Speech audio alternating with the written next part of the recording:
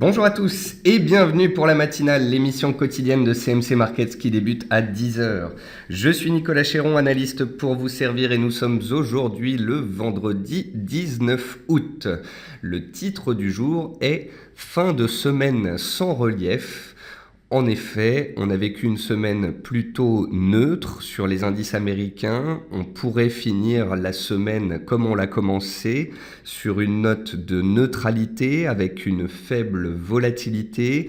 J'ai également utilisé ce titre fin de semaine sans relief car nous n'avons aucune statistique d'importance ce jour. Les marchés devraient donc évoluer au gré de l'appétit pour le risque. Or, de l'appétit pour le risque en Europe, on en manque ces dernières séances. Comme vous avez pu le constater, le CAC 40 et le DAX consolident à la baisse depuis le début de la semaine. En effet, lundi 15 août, on a connu des excès haussiers sur les indices européens, le CAC à 4500, le DAX à 10 760. Et depuis qu'on a touché ces résistances, eh bien, les marchés consolident. On est sous le joug de prise de bénéfices et on revient donc sur des supports clés, la zone des 4400 sur le CAC 40, la zone des 10 520 sur le DAX. Va-t-on connaître des accélérations sous les supports d'ici la fin de la séance ou est-ce qu'au contraire nous allons finir sur une note de neutralité? Encore une fois, seule la clôture sera d'importance et nous donnera un éventuel signal, soit de bonne tenue, soit de cassure de support, et cela nous donnera des indications bien évidemment pour la semaine prochaine. Et puis, dans cette introduction, je voulais appuyer sur un point en particulier, le pétrole. Les cours du pétrole ont gagné près de 25% en l'espace de 3 semaines. Les cours du pétrole sont montés depuis lundi pendant 5 séances consécutives. Et ce matin, on a touché des résistances majeures, notamment sur le Brent à 51 $.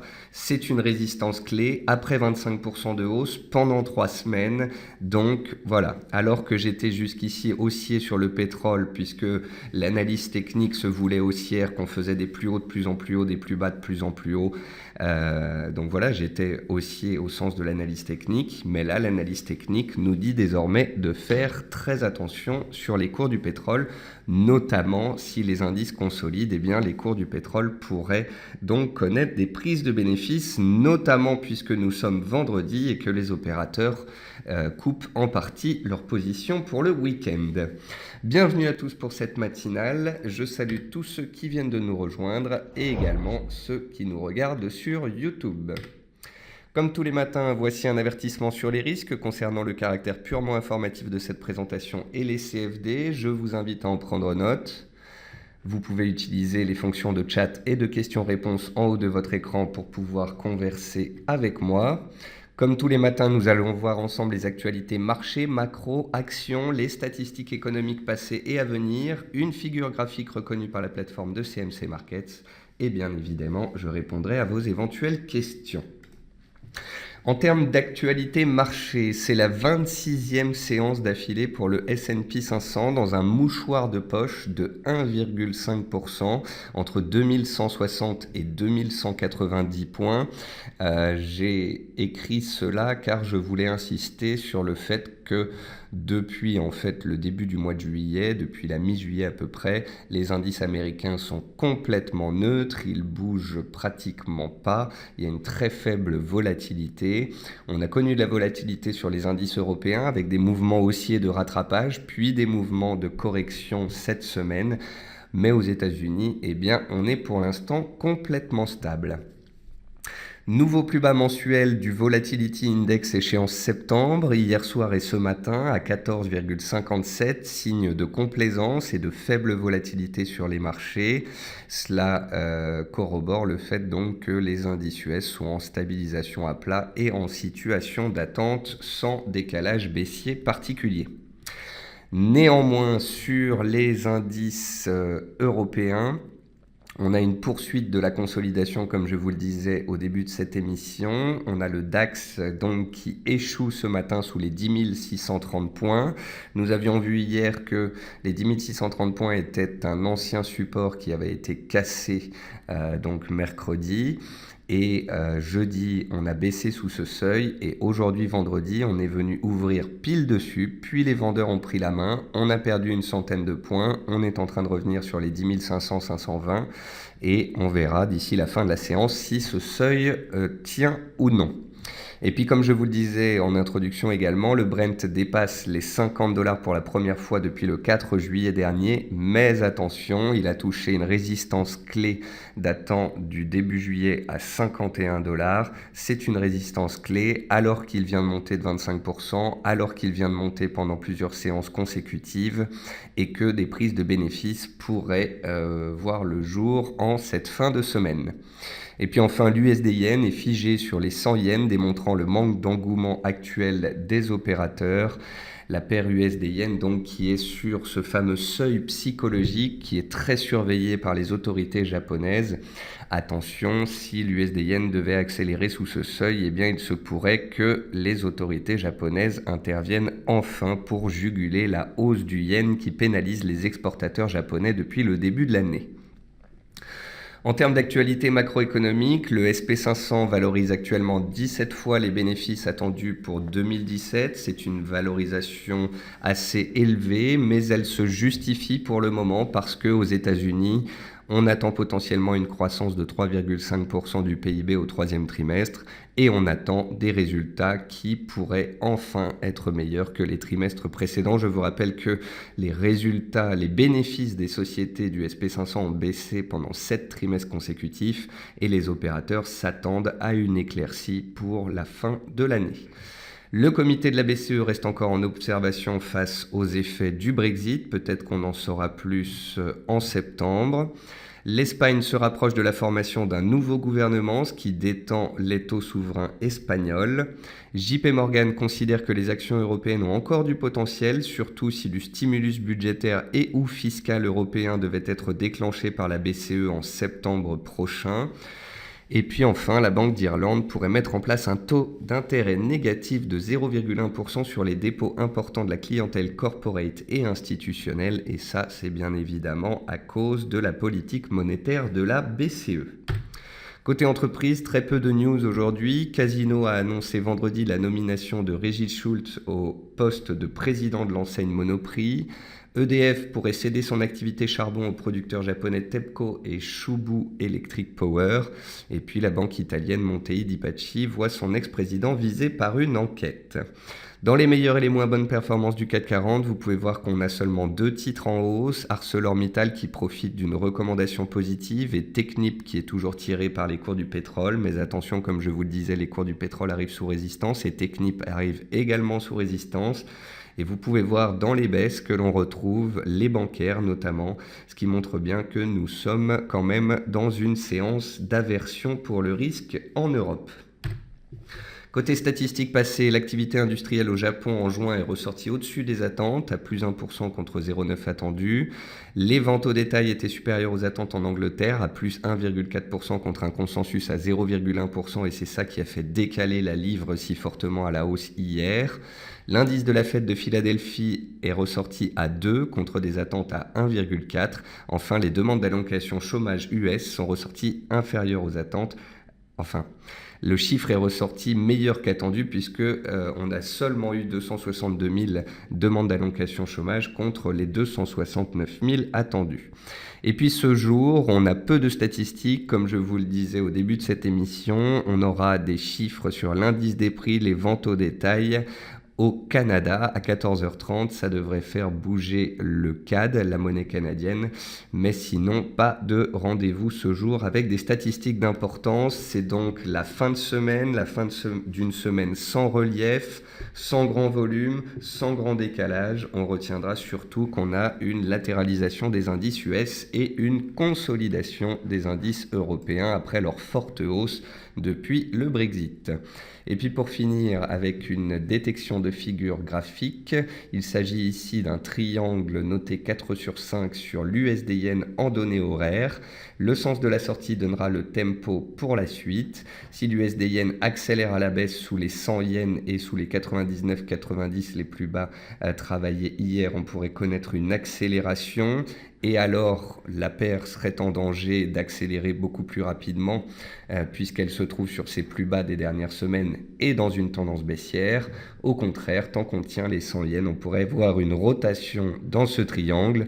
Et si l'USD-Yen venait à réussir à casser les 100,50 yens, on pourrait connaître un retournement haussier. On va maintenant passer sur la plateforme de CMC Markets. Et on va commencer avec les indices boursiers. Comme tous les matins, je commence avec le S&P 500. Le S&P 500, vous l'avez vu, a ouvert la semaine à 2184 points et il est actuellement à 2180 points. Donc le S&P n'a absolument pas bougé cette semaine. Il est en petite baisse aujourd'hui. Il pourrait revenir donc tester les 2178 points. C'est la moyenne mobile à 15 séances, les plus bas d'hier ainsi que de mardi.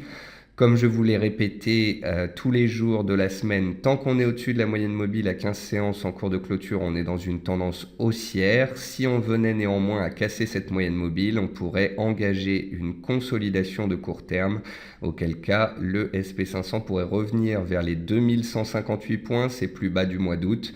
Et si ce seuil cassait, on pourrait revenir sur les anciens plus hauts historiques à 2137 points. A contrario, tant qu'on tient au-dessus de la moyenne mobile, on peut très bien tenter de repartir à la hausse. Et comme je vous l'ai déjà écrit dans l'analyse sur le Standard & Poor's que j'ai publié cette semaine au sujet de la figure d'élargissement en bleu que vous voyez ici, si on arrivait à en sortir par le haut, on pourrait accélérer en direction des 2220 points. Mais je pense que donc voilà, c'est une semaine sans relief, sans volatilité. Les opérateurs sont attentistes et je pense qu'ils sont notamment attentistes puisque vendredi prochain, nous avons rendez-vous avec Jackson Hole. Jackson Hole, c'est un rendez-vous annuel où les banquiers centraux vont pouvoir discuter et potentiellement il faudra surveiller cela car si les banquiers centraux se mettent d'accord sur de nouvelles mesures, de nouveaux stimuli budgétaires ou fiscaux, ça pourrait changer la donne sur les marchés et ça pourrait engendrer de la volatilité. Donc voilà, là on sent bien que c'est la fin de l'été, mais je pense qu'à partir de la semaine prochaine, on devrait avoir un peu plus de volatilité et un peu plus d'action sur les marchés. Donc ça, c'était le S&P 500, vous le connaissez par cœur. Ensuite, on peut regarder le VIX. Donc le VIX, il est sur ses plus bas, il est redescendu mercredi. Hier encore, il a inscrit un nouveau plus bas annuel et mensuel. Le VIX ce matin remonte un petit peu, mais vous voyez pour l'instant on a toujours un VIX très faible, une volatilité faible et on est donc dans un marché qui respire. On n'est même pas encore dans un marché de consolidation ni de correction. Par contre, en Europe, c'est un petit peu plus lourd parce que contrairement aux US, comme je vous le disais, les US, regardez un petit peu. On va faire ça. Hop là. Voilà. Là, j'ai superposé en fait l'indice S&P 500 avec le DAX. Et donc, vous pouvez voir que lorsque le S&P 500 était ici en rose, le DAX était là. Vous voyez que le S&P 500 en rose, en gros, il a gagné 1% sur un mois. Pendant ce temps-là, qu'a fait le DAX? Eh bien, le DAX, il est passé de 10 000 à 10 800, donc il a gagné 8%. Et puis, il est en train d'en reperdre quelques-uns. Donc, vous pouvez voir que le DAX avait un retard de 2 ou 3% sur le S&P. Il l'a rattrapé, puis il a dépassé le S&P.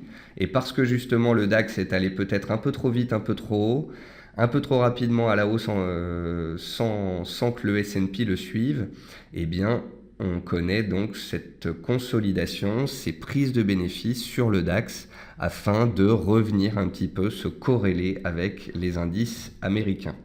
Donc voilà, on sous-performait en Europe, il y a eu un rattrapage, puis de l'euphorie, et donc la baisse de cette semaine, c'est tout simplement un retour à la normale, un retour sur les supports après une vague d'euphorie dont je vous avais prévenu d'ailleurs, puisque j'ai répété pendant tout l'été que du pessimisme naissent les marchés haussiers et de l'euphorie naissent les marchés baissiers. Je vous ai répété ça pendant tout l'été en vous disant que tant que les marchés haussiers étaient en place, on pouvait continuer de jouer la hausse. Et par contre, la semaine dernière, je vous ai prévenu, quand le DAX a dépassé et accéléré au-dessus des 10 600 points, je vous ai prévenu que ce mouvement haussier pendant l'été, sans volume ni opérateur, m'apparaissait être un mouvement plutôt euphorique. Et généralement, les mouvements euphoriques sont contrecarrés par des respirations de marché. Donc voilà, rien de dramatique pour le moment. Comme je vous le disais, en fait, le CAC et le DAX ont surperformé les US et là, la situation se normalise en quelque sorte. Si le S&P 500 devait casser des supports et accélérer à la baisse, alors clairement le CAC 40 et le DAX pourraient mettre en danger leurs supports et accélérer à la baisse, et on pourrait parler alors de retournement de la tendance à court terme. Mais en attendant, j'ai plutôt l'impression que le S&P est neutre, que le DAX est en train de revenir vers une zone de support. On est toujours dans une tendance haussière de fond. Alors, il y a un petit bémol qui me dérange et qui me fait être quand même prudent. C'est que je vous avais montré donc un biseau ascendant sur le DAX. On pouvait le tracer de la sorte. Et vous voyez qu'aujourd'hui, on est en quelque sorte en train de casser ce biseau. Alors, si d'ici ce soir, on clôture sur les cours actuels sur support, c'est pas dramatique. Si d'ici ce soir, on accélère sous les 10 480 points sur le DAX, là, je viendrai me poser des questions parce qu'on a quand même cassé une oblique de tendance haussière. On était dans un biseau ascendant et donc on pourrait potentiellement corriger un peu plus. Si par contre d'ici ce soir on arrivait à revenir vers les 10 570 points et à clôturer pile poil sur cette oblique, ce serait plutôt de bon augure pour la suite, et ça plaiderait en fait pour le fait que les indices européens sont bel et bien dans une respiration après une phase d'euphorie. C'est tout simplement une normalisation et non pas forcément le début d'une tendance baissière. Et puis sur le CAC 40, c'est la même chose. Vous voyez que le CAC 40 a été plutôt punchy au mois de juillet, au mois d'août. On a quand même gagné plus de 15% entre les plus bas du Brexit et les plus hauts ici de la mi-août. On était en été, on a été un peu haut, donc les vendeurs prennent la main et appuient sur le CAC 40. C'est la 5e séance consécutive de baisse. On revient sur la zone des 4400 points. Comme d'habitude, le DAX est un petit peu plus solide et reste au-dessus de son support, alors que le CAC, lui, est un petit peu plus faible et attaque actuellement son support. Comme je vous l'ai dit et répété hier, lorsque on a des indices haussiers comme le S&P et des indices baissiers comme le CAC, eh bien, il faut bien choisir son indice. Généralement, un acheteur aura tendance à aller sur les indices les plus solides, un vendeur, lui, aura tendance à aller sur les indices les plus faibles. Donc voilà, le CAC 40, tout comme le DAX, est lui également potentiellement dans une structure en biseau. On est en train de s'échapper à la baisse de cette figure. Donc voilà, pour l'instant, aucun point positif. Le CAC 40 est en consolidation, il revient sur la zone des 4400. Si d'ici ce soir, il arrive à s'accrocher à la zone des 4400 et à tenir ce seuil psychologique, ce sera plutôt une bonne chose. S'il arrivait à clôturer au-dessus des 4425 et de la moyenne mobile à 200 jours, ce serait une très bonne chose. Si par contre on accélérait à la baisse sous les 4380 points, eh bien il y aurait des risques que la semaine prochaine la consolidation continue et qu'on revienne en direction des 4300 points testés le 19 juillet dernier ainsi que le 3 août dernier.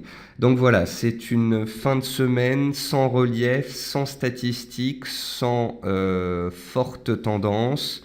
Aux États-Unis, on est stable, la volatilité reste faible, les indices européens corrigent la hausse un peu excessive des dernières semaines.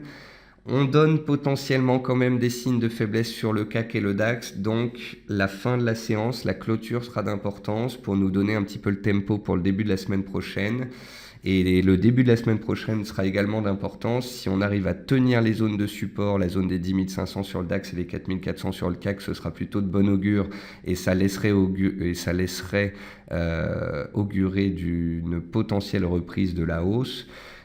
Au contraire, s'il n'y a pas de retour acheteur, si les US devaient à leur tour casser des supports, là, on passerait d'un marché de consolidation à un marché de correction avec une accélération de la baisse et très certainement une hausse du VIX, le Volatility Index. D'ailleurs, ce fameux VIX, je vous ai rédigé un papier dessus et je vais le publier juste après la matinale. Dans les actions, on retrouve donc principalement du rouge ce matin, mais vous pouvez voir qu'on n'a qu'un seul titre en baisse de plus de 2%, c'est SFR, bon, on a score aussi à 2,09%. Vous pouvez voir qu'on est typiquement dans une séquence d'aversion pour le risque à court terme, puisqu'on a les bancaires qui sont à la baisse, ainsi que les titres jusqu'ici baissiers, comme par exemple Zodiac ou bien Sequana. Et on retrouve aussi un petit peu d'automobile avec Plastic Omnium. On retrouve Renault. Donc voilà, on est typiquement dans une séquence de prise de bénéfices appuyée sur les secteurs qui étaient jusqu'ici haussiers et punchy. Les bancaires et l'automobile, quand ces deux secteurs sont bien orientés, c'est plutôt une bonne chose. Par contre, quand les deux partent à la baisse, c'est qu'on est potentiellement dans un marché correctif. Je voulais vous montrer Peugeot, juste pour vous donner un peu un point de vue global sur le marché action. Donc vous pouvez voir que Peugeot, comme le CAC, comme le DAX, à moyen long terme, ça reste une tendance baissière. Donc oui, Peugeot est passé de 10 € à presque 14 € ces dernières semaines et a fait un beau mouvement haussier. Si on regarde le graphique comme ça, on a l'impression que c'est haussier. Par contre, si on prend un peu de recul et qu'on regarde le graphique sur 6-8 mois, on se rend bien compte à quel point c'est baissier. D'ailleurs, l'oblique, on peut même la faire passer là-haut. Donc voilà, Peugeot, comme de nombreux titres du CAC, est un titre qui s'est repris pendant l'été et qui a bien rebondi. Mais attention, si on devait casser des supports et relancer les dynamiques baissières et échouer ainsi sur les résistances de moyen terme, cela voudrait dire que la tendance baissière de moyen terme en place sur les indices européens depuis un an pourrait reprendre. Donc pour l'instant, on n'a pas de catalyseur et d'accélération baissière qui me fait penser que là, tout de suite, on est en train de démarrer une correction. Mais quand même, il faut être prudent car comme vous pouvez le voir graphiquement, de nombreux titres arrivent sous des résistances de moyen terme. À la hausse, on retrouve Technip qui profite de la hausse du pétrole. Attention néanmoins, voici le graphique de Technip en données hebdomadaires. Technip est pile poil sur les 53,80-54 €. C'est une résistance de moyen terme. Ça correspond à la borne haute d'un canal baissier ainsi qu'à une zone de résistance horizontale travaillée au mois d'avril dernier quand les cours du pétrole étaient sur leur plus haut. Donc attention, si ça passe, qu'on a une belle accélération, ça voudrait dire qu'en fait, même si le pétrole consolide, Technip profite d'un pétrole au-dessus de 50 $ et donc les investisseurs décident de se porter à l'achat sur le titre malgré une éventuelle respiration des cours des pétroles sur les cours actuels. Mais voilà, attention, Technip vient de gagner pratiquement 20% en ligne droite, on arrive sous une zone de résistance majeure et comme je vous l'ai dit tout à l'heure, le pétrole arrive lui aussi dans une zone de résistance. On retrouve Morel et Prom, on retrouve Vallourec, donc tout ce qui est pétrole. Par contre, vous pouvez voir que Vallourec a accéléré à la hausse en début de séance, puis on a touché les 4,60 et les 4,60, c'est une zone de résistance horizontale qui date du mois d'avril. Donc en fait, Technip comme Vallourec sont deux valeurs qui ont profité de la hausse du pétrole, mais ces deux valeurs arrivent sous des résistances clés alors que le pétrole arrive lui aussi sur des résistances clés. On a eu quand même des beaux décalages haussiers sur pétrolière et parapétrolière ces dernières semaines grâce à la hausse du pétrole, mais il ne faut pas non plus être trop gourmand. Chaque chose en son temps, le pétrole vient de gagner 25% et il ne peut pas monter tout le temps en ligne droite. D'ailleurs, on va passer sur les matières premières. Le platinium continue de consolider. Le palladium également, on est sur les plus hauts, mais vous pouvez voir qu'on a mis un point d'arrêt à la hausse. Les cours du soja, on est toujours sous résistance. Les cours de l'argent, on est toujours dans une consolidation dans un range et comme je vous l'ai expliqué, si le dollar devait se reprendre dans les séances à venir, ça pourrait peser sur l'argent qui pourrait casser son range par le bas. A contrario, s'il y a de l'aversion pour le risque et que le dollar devait continuer de baisser, on pourrait avoir un regain d'intérêt pour les cours de l'argent, mais vous pouvez constater que l'argent comme l'or sont plutôt délaissés ces dernières séances. Voilà le fameux pétrole. Donc la résistance, elle est claire, hein. C'est ici, les plus hauts du mois de fin juin, à 51 $ sur le Brent. Je vous ai expliqué qu'on pouvait cadrer la hausse avec une oblique haussière qui passait par tous les plus bas. Or, vous pouvez constater qu'à chaque fois, on a des mouvements impulsifs haussiers puis des consolidations, mouvements impulsifs haussiers, consolidation. Et là, pour la première fois, on a une sorte de petite étoile filante sous résistance et un mouvement impulsif baissier. Donc attention, car si le Brent accélère sous les 50 $, il échouerait ainsi sous les 51 résistances datant de fin juin, il casserait son oblique haussière de court terme et il pourrait alors commencer une consolidation. Si au contraire les indices devaient bien se tenir d'ici la fin de la séance et qu'on prenait appui sur les 50 $ sur le Brent et qu'on repartait à la hausse, alors la tendance haussière pourrait peut-être encore perdurer et peut-être qu'on pourrait aller de nouveau challenger la résistance à 51.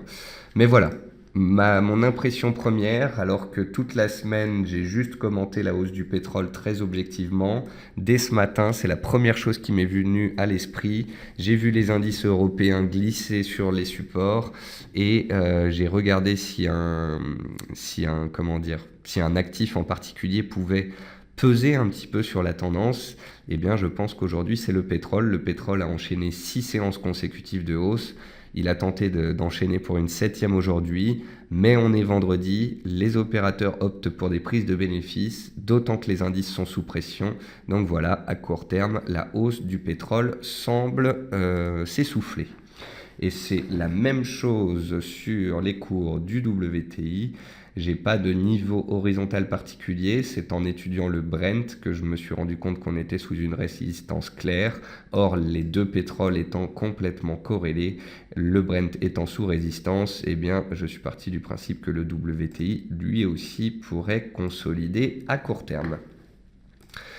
Les cours du maïs respirent un petit peu après avoir enchaîné 1, 2, 3, 4, 5 séances consécutives de hausse. Le blé végète toujours sur les 420 cents et en tous les cas, il continue de tenir son seuil mensuel des 400 cents, donc c'est plutôt une bonne chose. L'or est toujours contenu dans un triangle chartiste avec une indécision très forte et une faible volatilité. Le prochain décalage, soit au-dessus des 1360, soit sous les 1335, sera d'importance. Les cours du riz sont revenus sur les 10 cents, le support premier que je vous avais indiqué comme étant un seuil psychologique. Sous ce seuil, on a aussi les 9,87 en rappel, seuil de la Kijun journalière quand on utilise Ichimoku. Donc voilà, sur le riz, on a une zone de résistance ici à 10,50, on a une zone de soutien là. On a eu une forte appréciation des cours très rapide entre vendredi et mardi. Et puis, depuis, on végète. Donc, j'ai pas grand-chose à vous dire là-dessus. À vous dire vrai, j'attends de voir si on va revenir sur le support, si on va le tester et si on le travaille positivement, puis qu'on relance à la hausse. Alors, il y aura l'éventualité d'un scénario de nouveau haussier en direction des résistances et si on les casse, d'une accélération supplémentaire. Ensuite, le gaz naturel, il est stable et il a grimpé un petit peu hier suite à la publication des stocks. Le jus d'orange, il est toujours neutre. Les bovins engraissés, eh bien, c'est pas génial, hein. On est revenu sur le support que je vous avais indiqué hier et puis pour l'instant, il n'y a aucune réaction acheteuse. Alors si d'ici la fin de la séance, on revenait rapidement au-dessus des 145,50 et de ce support, eh bien, ce serait une bonne chose. Par contre, si on n'arrive pas à remonter rapidement au-dessus, c'est que les vendeurs ont repris la main à court terme et que le rebond est peut-être terminé pour le moment. Ensuite, les cours du coton, ils ont fait le grand écart cette semaine. On a connu une belle correction. On est revenu donc sur support en début de semaine et on se stabilise depuis. Les cours de l'avoine, ils sont sur leur plus bas annuel et on attendra soit une réaction positive sur le support, soit une cassure de résistance. Et puis les cours du sucre sont toujours en latéralisation. Et puis pour finir, on va parler des devises. Alors Olivier me dit l'huile de soja, est-ce que c'est intéressant à suivre? Alors je ne sais pas Olivier. J'ai pas suivi l'huile de soja ces derniers temps. Je vais le rajouter dans mon panier. Et on va regarder ça.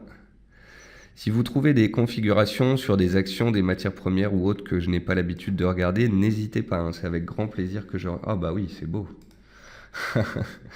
Effectivement. Effectivement.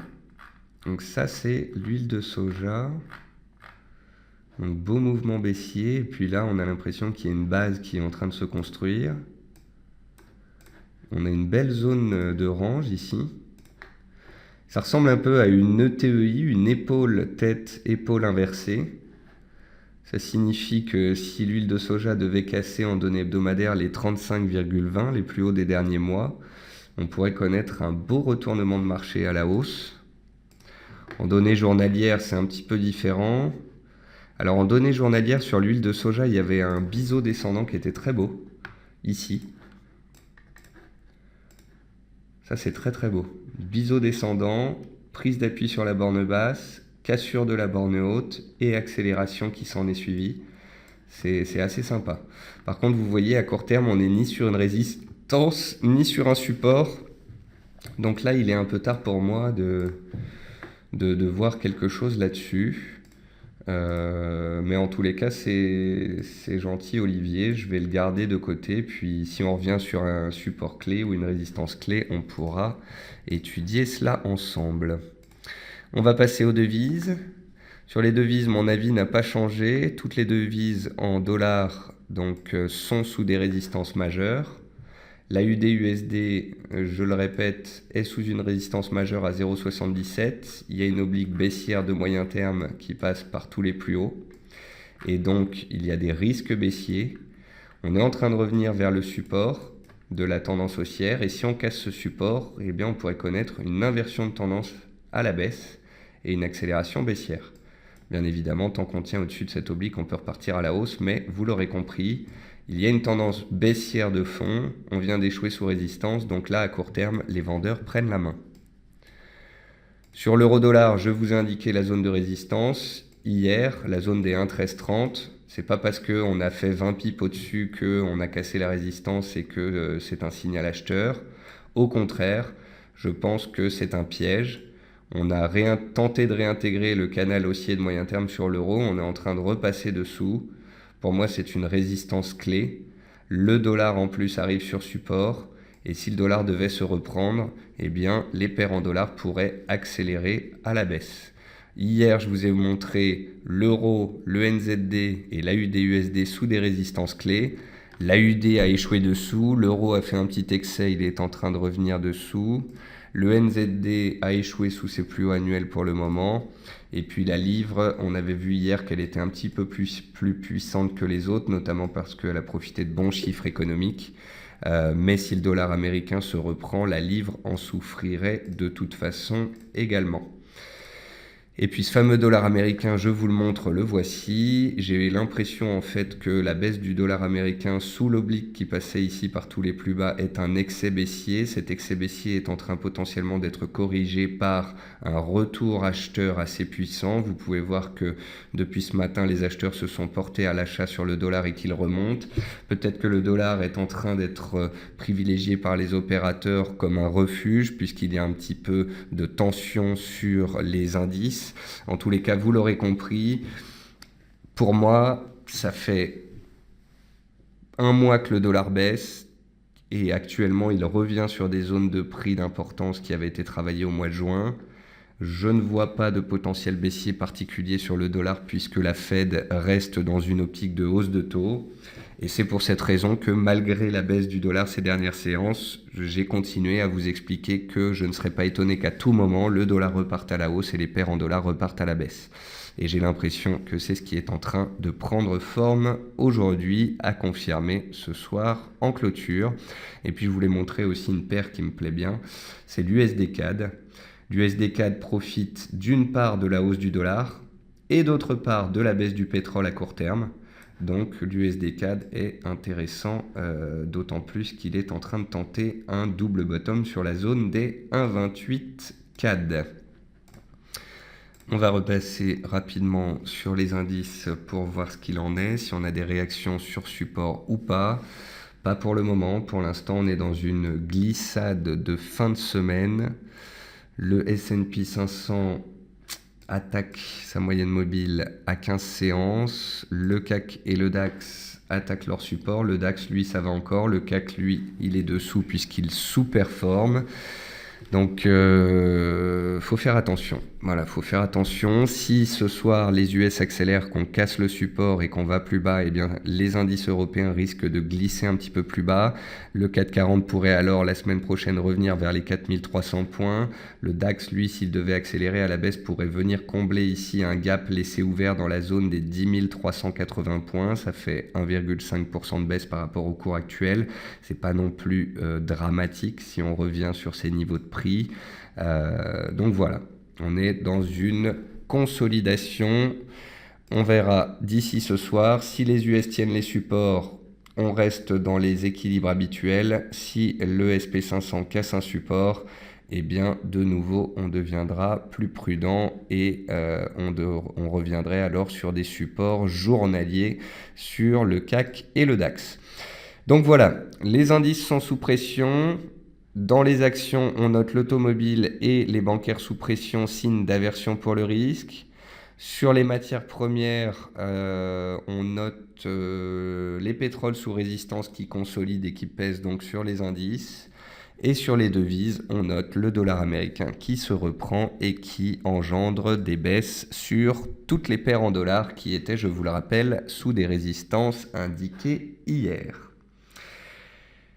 Et puis pour finir, je vais répondre à Paul sur l'indice italien.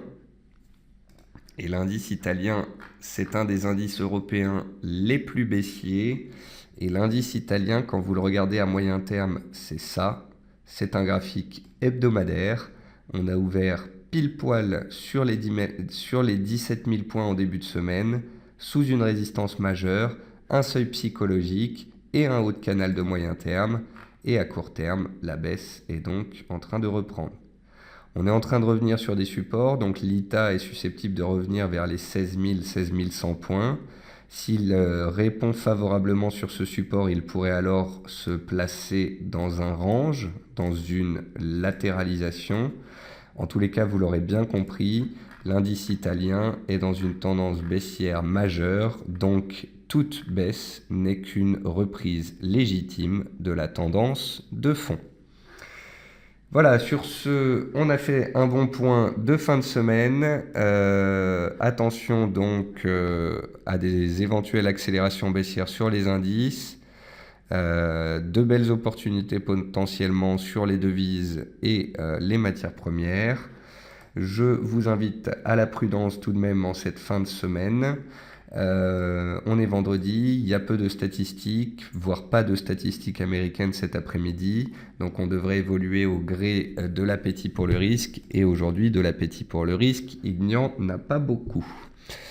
Voilà, c'est donc la dernière émission de la semaine. Je vous retrouve avec grand plaisir lundi à 10h pour la matinale. Et puis n'oubliez pas, vous pouvez aller sur le site de CMC Markets pour lire mes dernières analyses.